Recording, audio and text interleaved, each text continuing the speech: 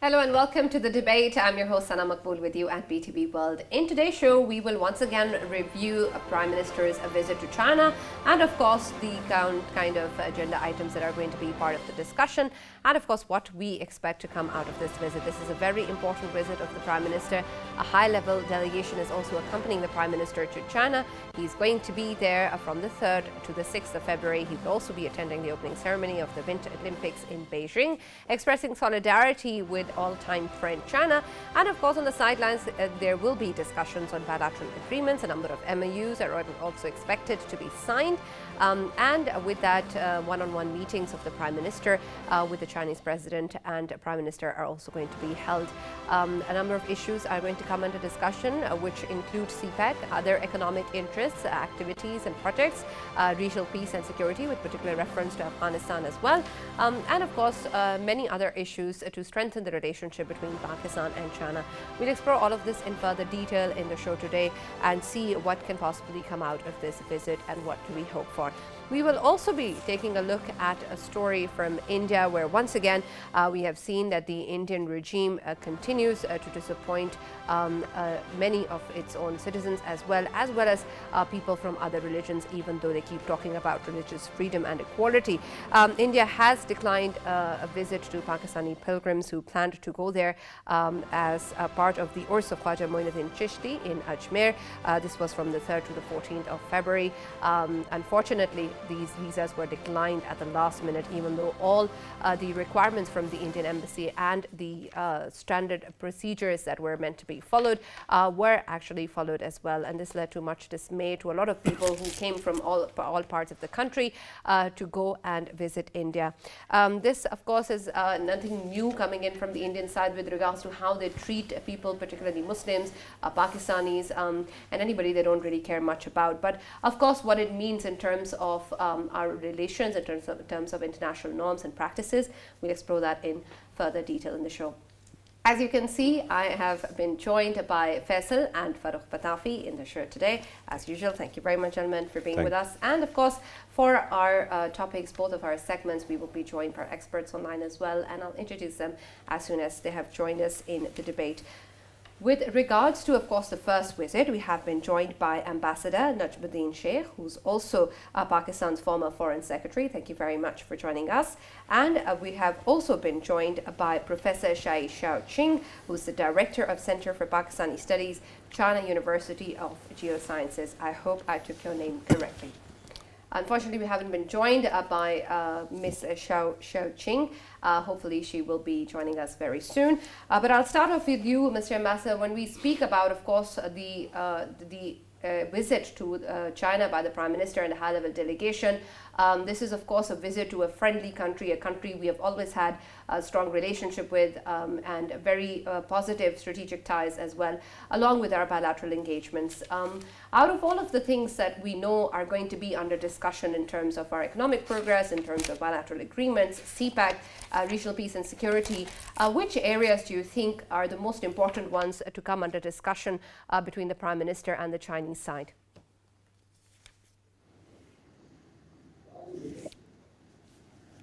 Mr. Najmuddin, can you hear me?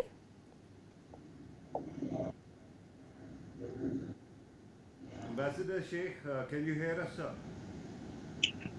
Yes, sir. Right. So he's with us. Sir, have you heard my question? With regards to the Prime Minister's visit to China, of course, there are a number of issues that we know will come under discussion, including economic interests, our bilateral relationships, different agreements that are meant to be signed, CPEC, regional peace and security, our relationship, of course, with China in terms of Afghanistan. Out of all of these issues and many others that may come under discussion, which ones do you think are the most important for us? There seems to be some communication gap right now. Perhaps there's a lag. Let's just wait 1 second. We'll try and establish our contact with you once again, Mr. Najmuddin. I think there seems to be a problem with me getting across to you. But Farrukh, same question to you. Of course, a lot of these issues are very, very important. All of them have been emphasized. But if you had to specifically pick one or two, which one would you?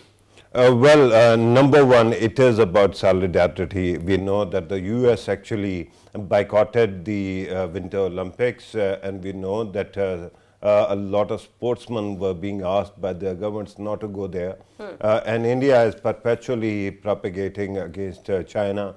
So, in that context, I think it is big development that Pakistan has gone out of the way to express solidarity with our Chinese friends. That is not all. The cooperation between these two countries is very important. You were talking about economic angle. Economic angle is very important because of CPEC.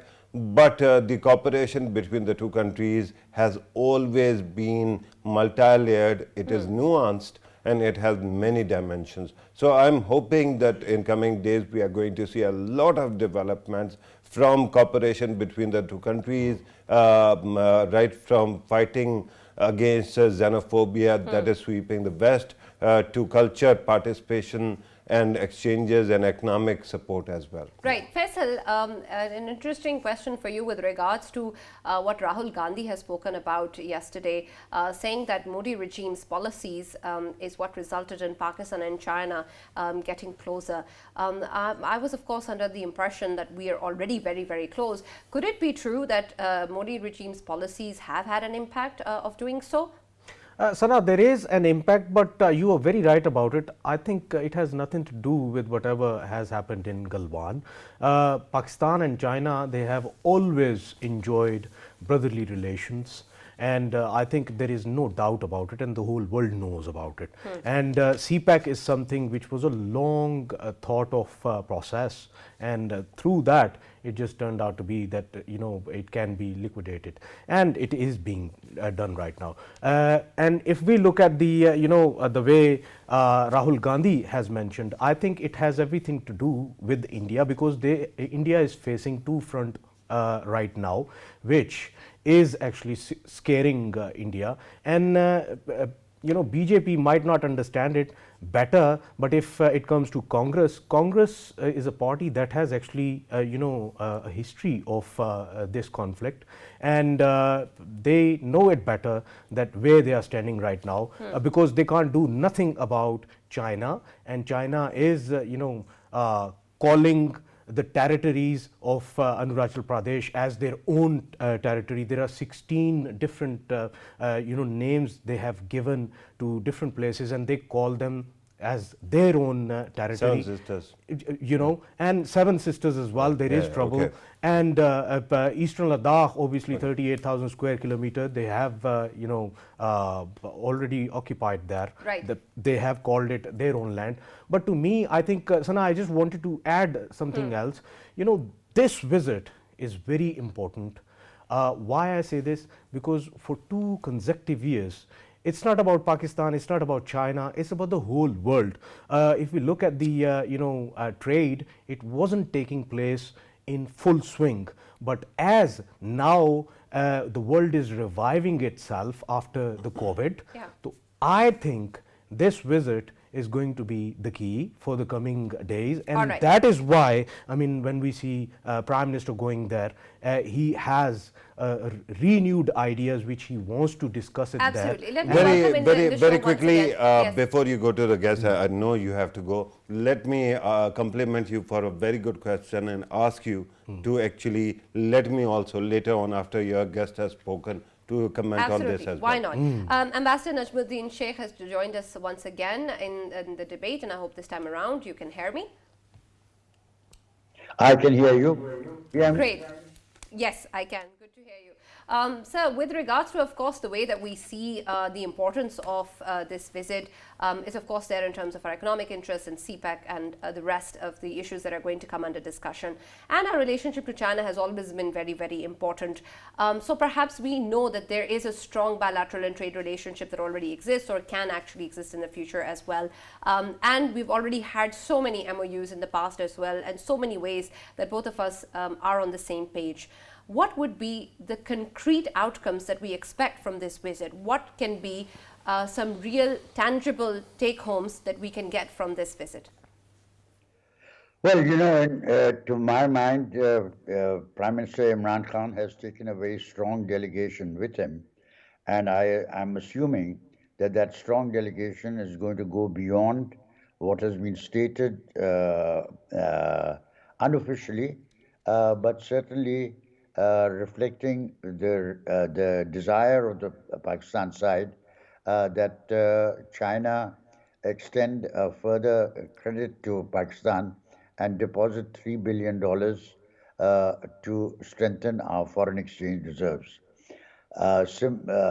Simultaneously or sequentially, China is also been asked, or I think will be asked, to pay special attention to the special economic zones that we have created very much on the model of what China has done in the past, and which is to say that these special economic zones will provide favorable terms for foreign investors who want to come in and invest.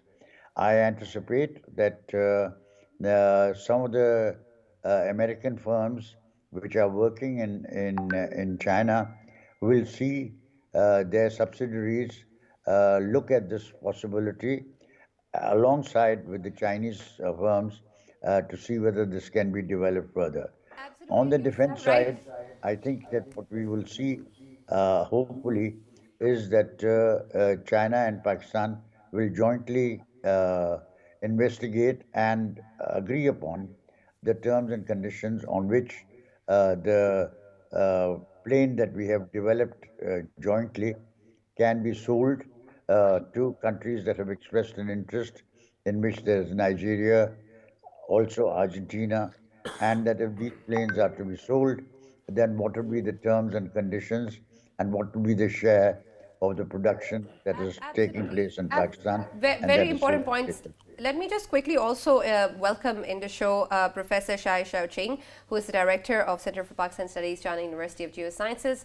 Thank you very much for joining us in the debate. I hope you can hear me. Thank you. This winter, we held Beijing Winter Olympics, and Pakistan Prime Minister Imran Khan had attended the ceremony of Beijing Winter Olympics. I think this is from the close friendship from between China and Pakistan. Absolutely, and this is, of course, what we truly realize and want to explore further. Mr. Najmuddin, we already were discussing regarding these special economic zones, and you're so right that they, of course, are very important for us, both in terms of getting more investment and then, of course, developing our own economy as well. And you mentioned that we need to have favorable conditions for investors who come in that. Are those sort of structures and frameworks already in place with the way that our special economic zones will function for our business investors? And also, is there any sort of comparative analysis done with special economic zones in other parts of the region or in other countries, as well as to see how our economic zones will be more favorable to Chinese investors or any investor for that matter?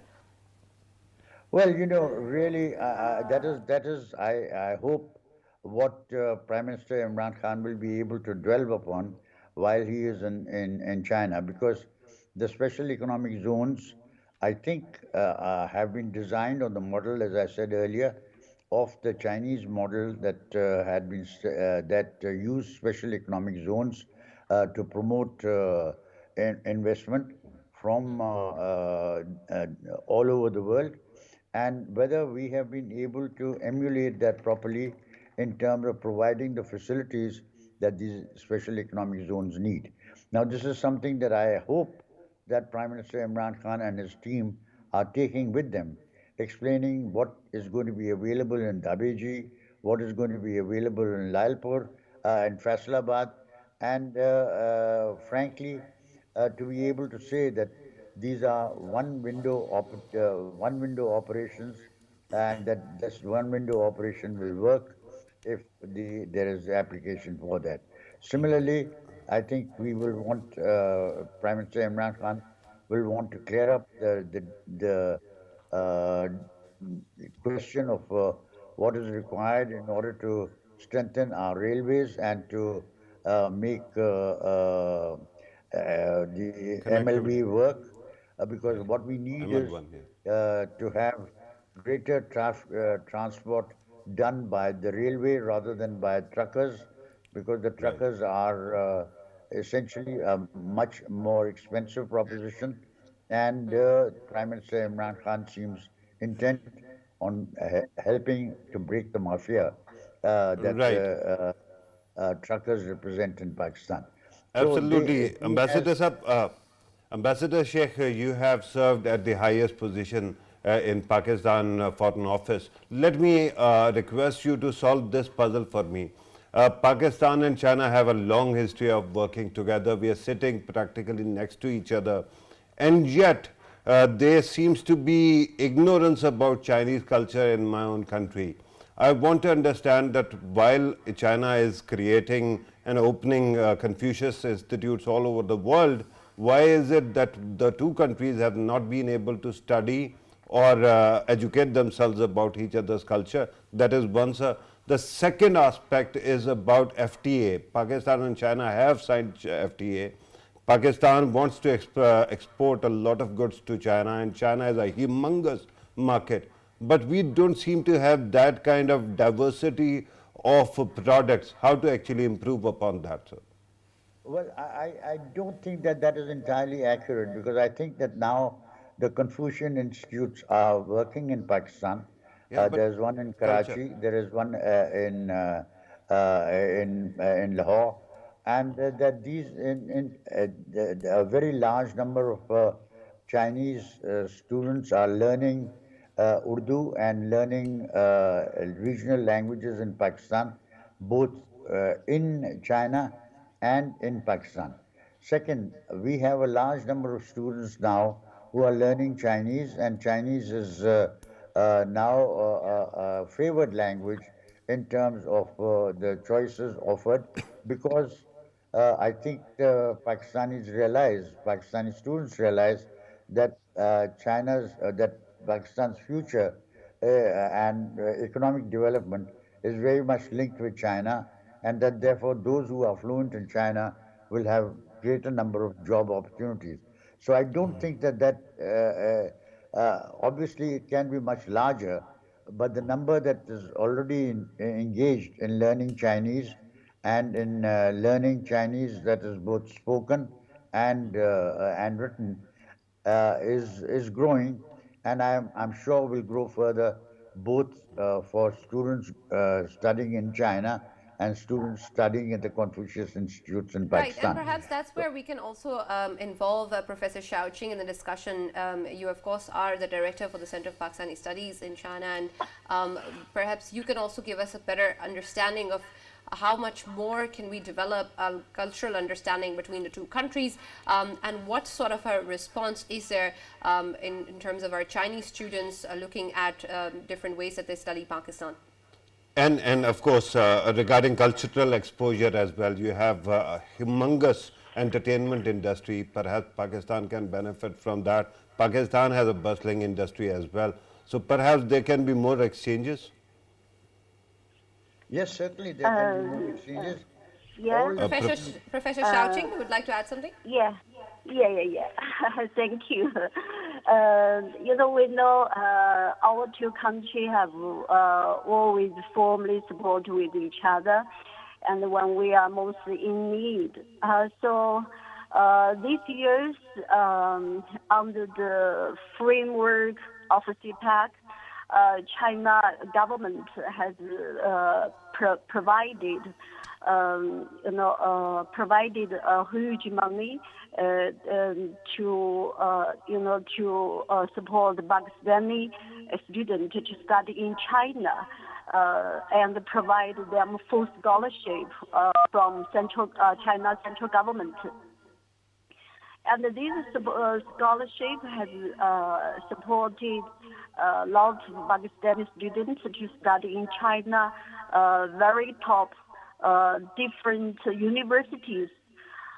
They not only study Chinese or language, but also study different majors. And the majors, it is needed by Pakistan construction now and development now. For example, they study IT and electricity industry and some technology, engineering, and medical science, different majors. So their talent, their youth, their hopeness of Pakistan to Right. Sure. economic Yes, Faisal. Yeah, economic Professor. development and Professor, construction. Professor, you've rightly pointed out that there are, of course, thousands of Pakistani students who are studying in Chinese universities. But I just wanted to ask you, you might know about the dates when China would be reopening itself for the students to come back to take up their courses, because there are thousands of students in Pakistan right now who were actually, when they came back, then of course COVID-19 started, and due to the COVID-19 restrictions, China did not allow them to come back to China to complete their education. Would you please, tell us what is the timeline and when they could go back to continue their studies? Many, not only under the situation of virus spreading, so different countries students studied in China, then they return to their homeland to spend holiday. But because of the virus spreading situation, so I think we will wait. We will wait.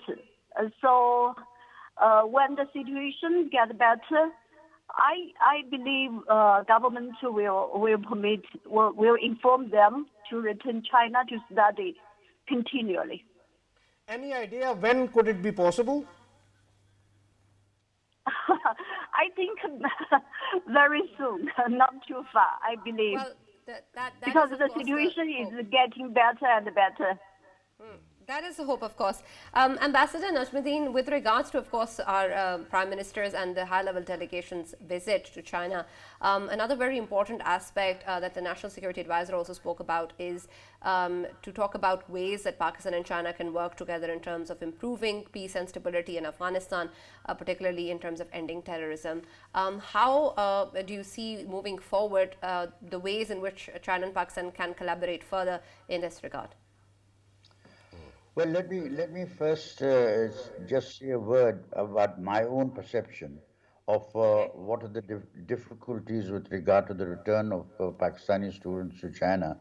This is something that is not desired by China, but is something that has been forced upon them by COVID-19 and by the emergence of not only Omicron but now BA2 and BA1 and BA2, all of which have led to the enforced lockdowns in China. And those lockdowns affect the Pakistanis, but they affect almost all the foreigners who had businesses in China or who wanted to go back to their residences in China. So this is a universal phenomena, and we should recognize that this is not Pakistan being singled out, but by a policy that Of is course. applicable to all countries of the world and their nationals in terms of returning to China. Yes, Second, we the recognize point, that. yeah, the point that you have raised about how we can Afghanistan. go about improving the situation in terms of the exchanges. I think that we are doing quite well in terms of being able to move forward, because I think one of the possibilities, strong possibilities, is that now with the agriculture innovations in agriculture that the Chinese have experimented and found workable in China will be brought to Pakistan, and this can then impact on developing the export potential of Pakistan, and Right. narrow Right. the gap. Ambassador Sheikh, could you also speak to the possibility of China-Pakistan cooperation in stabilizing Afghanistan, sir? Well, this is something on which one has to be very careful, because China's interest in Afghanistan is threefold. The first interest is that they have made large investments in the copper Minerals. mines. They've made large investments in the oil and fossil fuel reserves in Afghanistan. And thirdly, they have investments in trying to ensure that ETIM, the Turkmenistan Islamic movement, or other such movements which try to influence the Muslim populations in China, particularly the Uyghurs well, whichever way you try and term it, the Chinese are very concerned that no extremism should be flow from this area, from Afghanistan in particular, but from this area and whole, the AFPAC area as it is called, towards China. So they are extremely concerned about this, and as you have seen, their exercises in this, in whether they are bilateral or whether they are under the SCO or under the bilateral arrangements with Pakistan, that none of them allow for extremism and what they call the Right. three uh, uh, Right. elements to Absolutely. flow towards Afghanistan, towards Right, sir. Pakistan, towards China, and that particular element is particularly applicable to the situation as they see it in Afghanistan today. Right. Sana, with your permission, let Yes, me sir. put a question to Professor Ching. Professor, since you're studying Pakistan affairs as well and cooperation between the two countries, there has been a lot of propaganda in the West and various parts of the world against China, and of course, there has been a lot of propaganda against Pakistan as well. Both these countries have very boisterous media industry. Is there a possibility of both countries working together to develop some software where this kind of propaganda can be countered?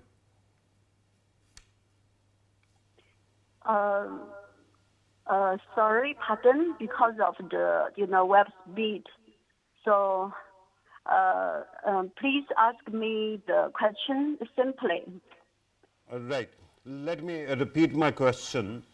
I was talking about propaganda against China and Pakistan in international press. And I was wondering, because your country has a very powerful media and my country also has it, the question was, is there a possibility of the medias of the two countries coming together and developing some kind of software which can be actually used to counter this propaganda? Yeah, yes.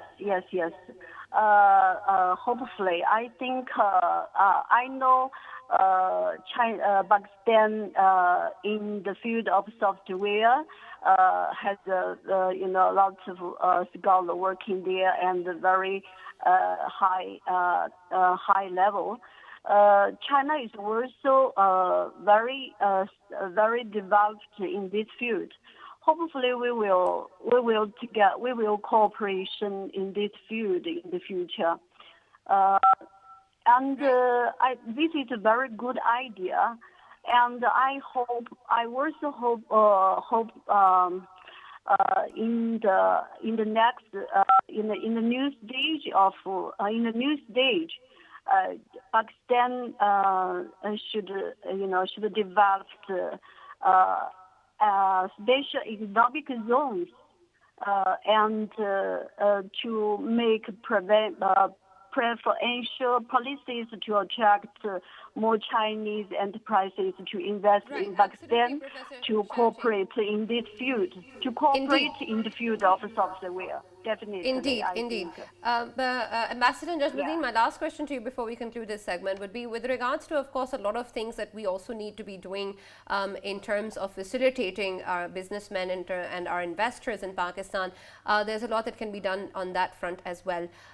Is there also a possibility of taking perhaps a reforms proposal or a framework proposal to Chinese businessmen and advisors and see whether they can have any input? Because, of course, the Prime Minister also keeps on referring to different ways that China has worked through some of its own challenges with regards to poverty alleviation or urban planning and the rest. Can we also take input in this regard? Yeah. Ambassador Najmuddin, my question is to you. Yeah, but sorry, was the question addressed to me? Yes, sir. Yes, sir. But look, in my view, the possibility of counteracting all the propaganda that is being waged against Pakistan and China is for changing the realities on the ground. That we have to make sure that we are taking steps that the world can see in terms of addressing the problems of terrorism, of extremism, and of separatism. These are the three things that we've identified alongside China as areas of problems, and that we have to address them. What we have to do is to change the reality on the ground. When we change the reality on the ground, this will automatically be reflected. I do not Right. think Makes sense. I Unfortunately, ambassadors, we're a little short on time. My last question to you was with reference to whether we can take a business proposal or reforms framework to Chinese businessmen and advisors to help us in the way that we can also solve a lot of our problems in terms of facilitating businessmen and investors, just like we try and take input from the way China has worked in terms of poverty alleviation, urban planning, and other areas. Again, my answer remains, in a sense, unchanged. That we have to change the reality on the ground. If we make the necessary changes in the situation that exists now, if our special economic zones start functioning as special economic zones should function, then this problem of how But to can we attract take advice Chinese from businessmen Chinese will be businessmen solved. and advisors on this? Can this be part Yes. of our discussion? Yeah. Okay, great. Thank you so much, Ambassador Najmuddin, for being with us, and Professor Xiao Qing for being with us on the debate and taking the time out for a discussion. Farrukh, my question to Faisal that you really wanted to respond to as well. Over to you. Well, before I do that, I want to agree with two things that Ambassador Sheikh said. One, about China's cultural products. One product is such that we all eat it very happily. Chinese food in this country is very popular, and I think that is also part of culture. So let's is, of celebrate course. that thing Food also. is a language. Yeah. And Absolutely. regarding what he was saying about reality, I was not talking about criticism that merit, that might be based on merit. I was talking about unfounded propaganda, right? For example, India's Congress party's leader actually stands in their parliament and says that Chinese are coming, right? That kind of fear-mongering actually belies some very strange kind of ignorance or misunderstanding. And I tell you what is the problem with Congress party. Although most of the arguments that Rahul Gandhi gave were interesting, and I think I can sympathize with them, because if I were in India, perhaps I would have been actually supporting Congress party even now. But with due respect, this attempt to be hardliner on security is actually something that always delivers politics back to BJP's Right. doorstep. And every time he actually fear mongers, we know what happened in 2019. It strengthens Narendra Modi rather than his own party. Right. And this time also he is repeatedly, and although we are going to carry over this in the next discussion as well, but every time he does this, he undermines his own stance, because his party is then forgotten, and BJP knows how to play that card. Sana, Right. Sana, Yes, just the Faisal. 30 seconds about media. I would just give my own example that me myself on Twitter or on Facebook or on social media, I have tried many times to get in touch with the Chinese journalists or whatever, but it gets really hard for creating people to people interactions and does. people to people relations. I don't know why. I think there must be a mechanism that provides us that liberty to talk to each other, and that's how we can think of having joint ventures in the future as well when it comes to media. And of course, totally, just to agree with him very quickly, I just want to say that China has a lot of hard power. It has a lot of cash, Yeah. a lot of media power as well. And we Pakistanis, most of us understand how to actually communicate with the West. We have been doing it for 70 years. Yeah. Perhaps these two forces can combine to create a kind of channel or network that will totally change the misperceptions Right, about and what it. I should and absolutely diplomatic do is missions can play a role as well. what I should absolutely do is get buses for both of you, like Yeah, I yeah. suggested Yeah, one time. exactly. Brigadier Haris Nawaz, who's a senior analyst, has joined us on the debate. Thank you very much, sir, for taking the time out and being part of the debate.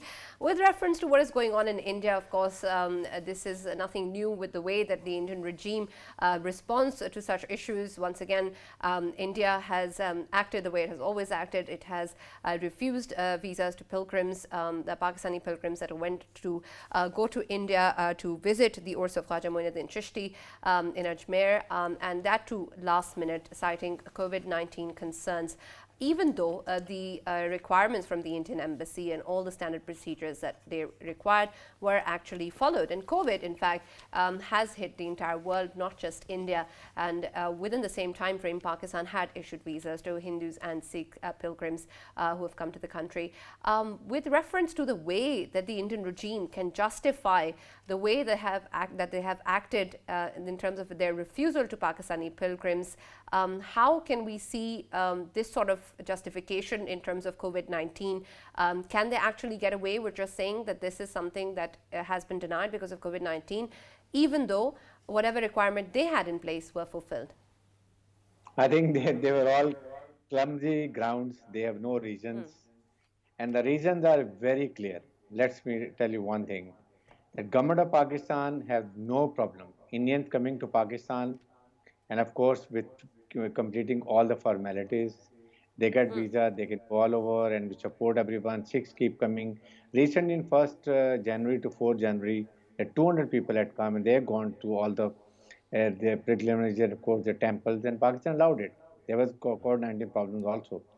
The biggest thing India want is that there should be no people-to-people contact. Then they will be exposed. When people from Pakistan go and meet India or Indians come to Pakistan, then they realize that people of Pakistan are very friendly. They have no They're the enmity with same. India. They have no problems. So that is the reason they don't want to have a contact because they want to create hatreds. They are They are creating everything in Hinduata, Hindu extremism. The group of four, the monsters who are sitting over there and they are working on Indian ideology. They're the one who don't want to have any contact because then they create hatreds. On that, they get vote. Recently, now in January end and February, they are having 3-4 state elections. So again, they want to have a Pakistan vote, anti-Pakistan vote. They want to have it. So when Pakistani goes to India and Indian people realize that Pakistani people are very friendly and they have all the love for each other. They have no enmity. Right, Then absolutely. Brigadier this is sir, again with reference to what they've done is, of course, in violation with 1974 India-Pakistan protocols on the visits of religious shrines. What exactly is that, and can we really hold India accountable to any such protocol or law or any sort of norm? Because none of them seem to be what India actually abides by. You cannot hold India for anything. They are the cheaters. If they don't recognize 1948 resolution about self-determination and plebiscite and openly say that it is no more valid, it's not an international issue, then they want for 1964 for 5, 6 Makes sense. similar agreement again bilateral issue they have denied. So it is nothing. They can have 101 reasons to refuse visa. So I think it is their all bloody mindedness.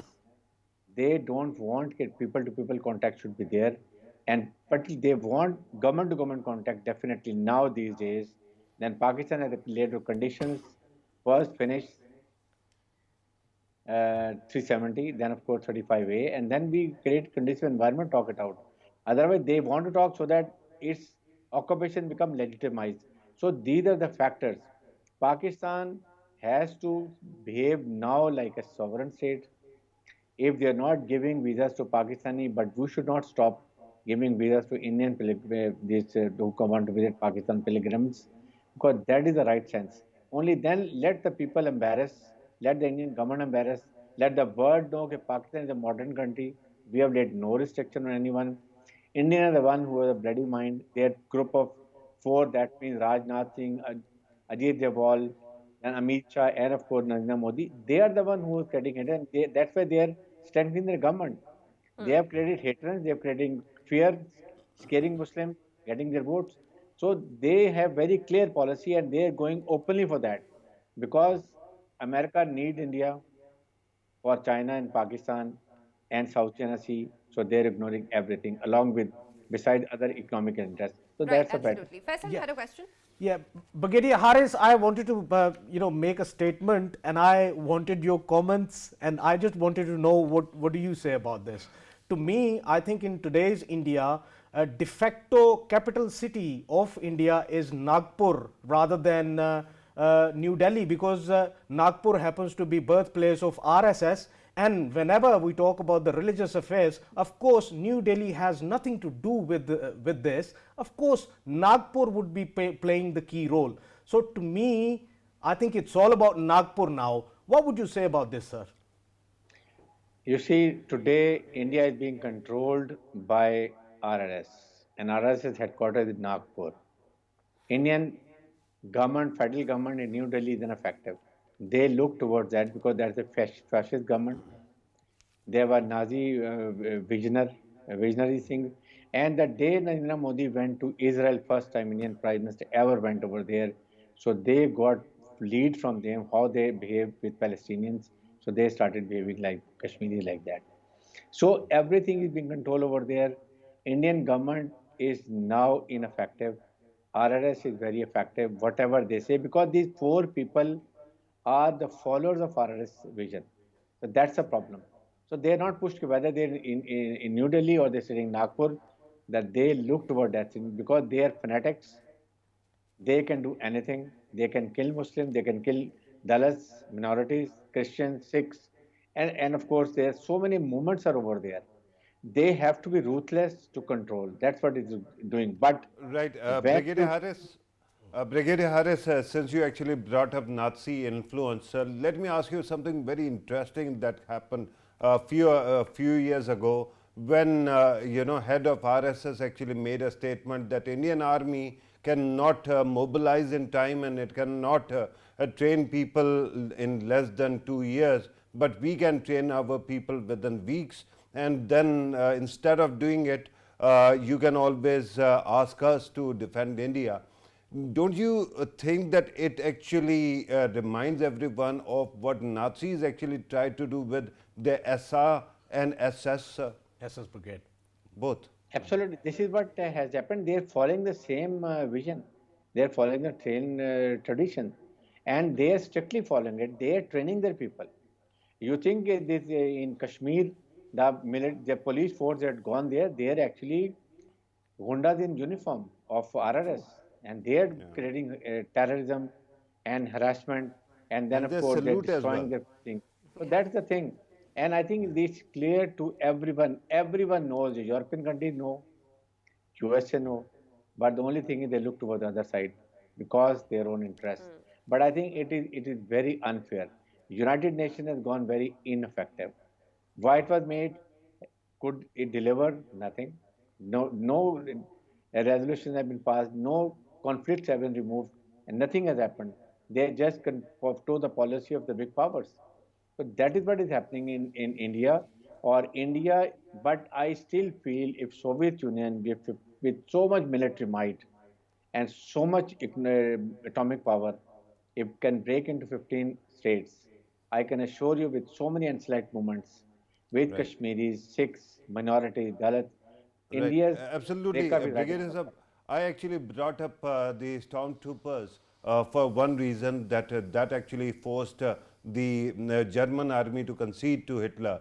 My question actually was that usually whenever such statements are made by someone so powerful, there is some domestic pushback, particularly from army all over the world. Why is it that Indian army has been taking it all the time without any pushback at all? The reasons are when your Sepah Salar or a commanding chief army staff is professionally weak, your troops are unprofessional, untrained, they can only suppress innocent, unarmed people. Then they have to listen to this nonsense. Then they can't withstand all these things. Because that's what has happened. What Vivian Rawat was doing, why he was big NDS? Because he followed this group of 4 people, their ideology, and he said, I can change the DNA of Kashmiris. This was the force. So these are the things, and that's why we say that Indian army will not be able to control things what is happening in India. It's a matter of time. Unless they change their policy, they have confidence in your leadership, they have confidence in your troops and under command, and they don't listen to this fascist ideology. Right, If you absolutely. follow Brigadier this- Harris, my last question to you is going to be when we talk about the different norms and, of course, international practices that are in place, and you said that India can get away with anything, perhaps it won't be an accurate analogy, but when a child acts irrationally, we don't blame the child, we also blame the parent to be able to look for and see what really is there to be instructed and to make sure what goes wrong, right? And this is why these practices are in place, so that if they're violated, there's a consequence to it. Perhaps, maybe, is there a possibility that we should be targeting the inefficiency or the lack of these institutions or international norms and practices and forces to not act more responsibly than just India acting irresponsibly? You see, that's what is happening, and at least India, if you see, what all they are doing is, it's opposite what they otherwise have been always telling secular states, so many states. And likewise in Pakistan, we must keep endeavoring also that we should try to create a contact with people-to-people contact. That is very important, because then Indian policy makers, and the public will change the opinion. It more matters the Indian public. If their mindset is changed, then automatically Indian army and Indian government has to change their policy. Thank you so much, Brigadier Harris, for being with us and taking the time out for being part of the debate. Farrukh, you wanted to add something? I just wanted to actually go back to Rahul Gandhi's statement, and that is important because he made a speech yesterday in the parliament, and that speech was quite interesting because he said that India is isolated. And while saying this, he actually pointed out 2 facts. One, that they have united China and Pakistan as one front, and secondly, that nobody from international community came to the Republic Day of India. But to tell you the truth, the level of isolation of India is exceeding every single day. Even now, because Ajit Doval, when 7 years ago he went to Shastra University, he promised that he can change everything for India in 10 years. And that defensive offense is the idea that he is going to push for. It was not merely meant for Pakistan. Now all the intelligence communities from all over the world have found his fingerprints in the rise of far right and everything else, right? So at this moment, everyone is coming after Ajit Doval, and you will see that the breathing space for India is going to just vanish very quickly. And I think that at this moment, their plans all over the world are going to come under pressure as well. That is going to be a very welcome development if we do see that happening. And of course, it's about time that there is some consequence to India's actions, and hopefully that is what is going to come out in the future. And also with reference to Prime Minister's visit to China, we hope that a lot good is going to come out, not just for Pakistan, but of course for stability and peace in Afghanistan as well, and to further strengthen our relationship with our ironclad brother, China. Thank you so much for being with us on the debate. That's all for now.